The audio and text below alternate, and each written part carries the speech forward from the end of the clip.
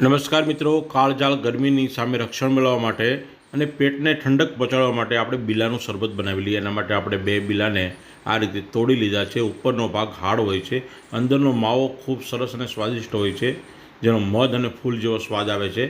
આ રીતે આપણે માવાને કાઢી લેવાનો છે. માવાને પાણી એડ કરીને હાથ વડે ચોળીને એમાંથી એક સરસ મજાનો પલ્પ બનાવી લેવાનો છે અને આ પલ્પને એક ચાળણી વડે ચાળી લેવાનો છે. ખૂબ જ આસાન રીત છે મિત્રો, તમે જરૂરથી બનાવજો. બિલાનું જ્યુસ ગરમીમાં તો રાહત આપે છે, સાથે તેના હેલ્થ બેનિફિટ ઘણા બધા છે. પાચન ક્રિયાને પણ મજબૂત કરે છે અને આયુર્વેદમાં એના ઘણા બધા ફાયદાઓ બતાવવામાં આવ્યા છે. એ મારા બીજા વિડીયોમાં મેં બતાવેલું છે, તો તમે મારી ચેનલ ઉપર મારો બીજો વિડીયો પણ જોઈ લેજો.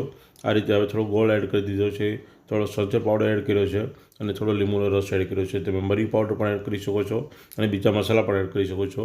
તો આપણો બિલાનો જ્યુસ તૈયાર થઈ ગયો છે મિત્રો. ફેમિલી સાથે એન્જોય કરજો.